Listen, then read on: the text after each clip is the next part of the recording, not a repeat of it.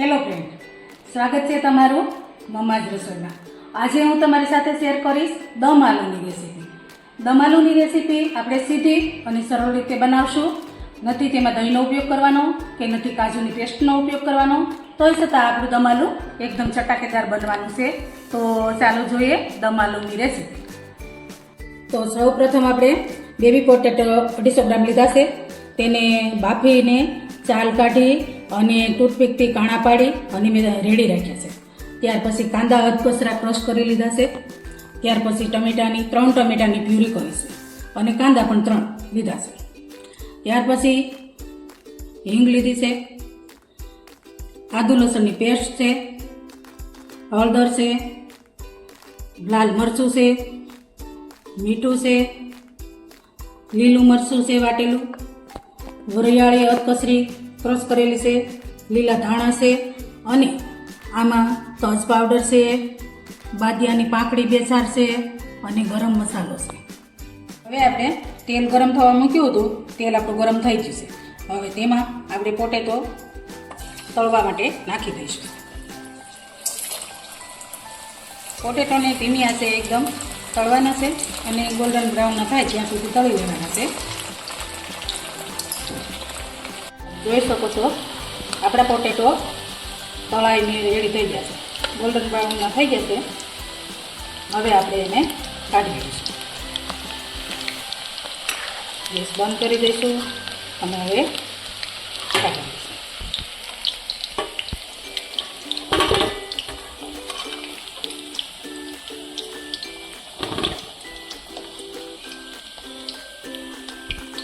હવે આપણે આ જરૂર મુજબ તેલ રાખ્યું છે અને હવે આપણે શાક બનાવવાની તૈયારી કરશું. તો સૌ પ્રથમ હિંગ નાખીશું. ત્યાર પછી અધકચરા વાટેલા કાંદા નાખીશું.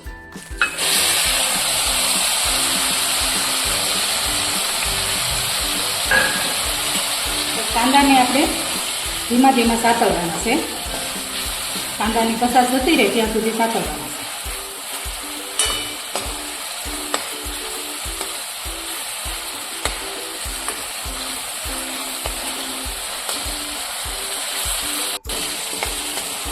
હવે આપણા કાંદા ગોલ્ડન બ્રાઉન થઈ જશે, એમાં બધી કસાશ જતી રહેશે. હવે નાખીશું ટમેટાની પ્યુરી. 3 ટમેટાની પ્યુરી લીધી છે, એને પણ સાતળશું. થોડી વાર સાતળવા દઈશું.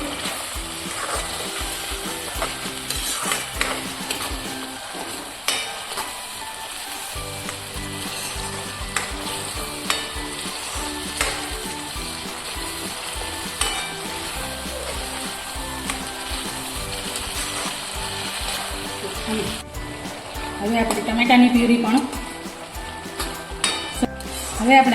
પ્યુરી પણ સતળાઈને રેડી થઈ ગઈ છે.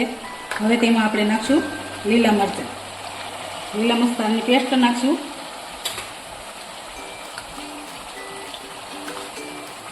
ત્યાર પછી આદુ અને લસણની પેસ્ટ નાખશું. હવે આદુ લસણની પેસ્ટ અને મરચાં સતળાઈ ગયા છે. ત્યાર પછી હવે આપણે 1 ચમચી હળદી પાવડર નાખીશું અને ત્યાર પછી નાખી દઈશું મરચું. આપણે કાઠિયાવાડી લોકોને તો વધારે પ્રમાણે જોઈએ. અને ત્યાર પછી જે બાદિયા લીધા હતા, બાદિયા અને ગરમ મસાલો અને તજ પાવડર એ નાખી દઈશું.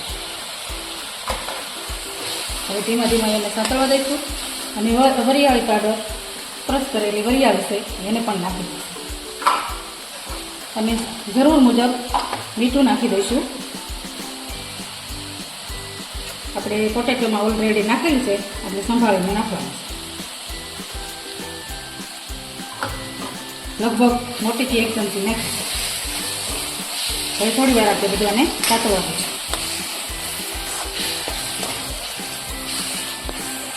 તો તમે જોઈ શકો છો આપણી ગ્રેવી એકદમ સરસ થઈ ગઈ છે અને તેલ છૂટું પડી ગયું છે. હવે આપણે એમાં થોડું પાણી નાખીશું. પાણી નાખી અને થોડી વાર એને ચડવા દઈશું.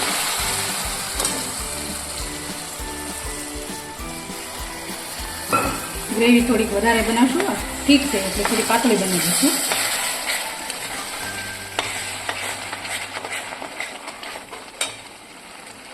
અડધો ગ્લાસ જેટલું તો પાણી જોઈશે જ.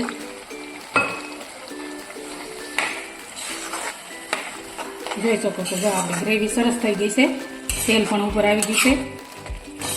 હવે આપણે તેમાં આપણા સાતળેલા પોટેટો નાખી દઈશું.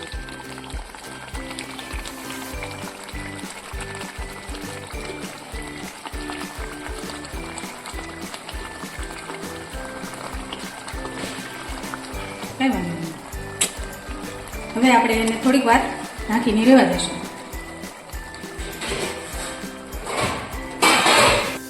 તો હવે તમે જોઈ શકો છો આપણું દમાલું બનીને રેડી છે. એકદમ સરસ રીતે સડી ગયું છે અને તેલ છૂટું પડી ગયું છે. હવે આપણે તેને સર્વિંગ બાઉલમાં લઈ લઈશું. ગેસ બંધ કરી દઈશું. હવે આપણે ગાર્નિશ કરશું. એકદમ સરસ દમાલું તૈયાર છે આપણું.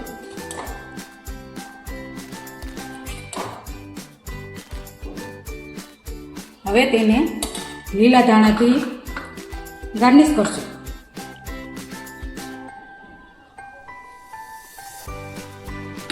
તો તમે જોઈ શકો છો આપણું દમાલું કેટલું ટેસ્ટી અને સરસ બની ગયું છે.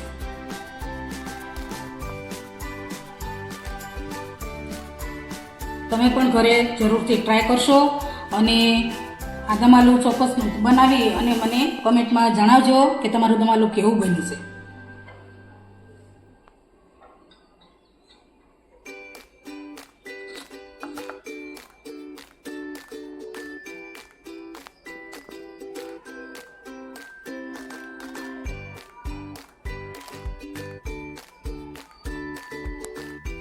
તો મિત્રો, મારી આ દમ આલુની રેસીપી તમને કેવી લાગી એ મને કમેન્ટમાં જરૂરથી જણાવજો. લાઈક કરજો અને તમારા ફ્રેન્ડમાં શેર કરજો અને જોજો સબસ્ક્રાઈબ કરવાનું ભૂલાઈ ના જાય તો જરૂરથી સબસ્ક્રાઈબ કરજો અને ફરી મળશું નવી રેસીપી સાથે. Thank you.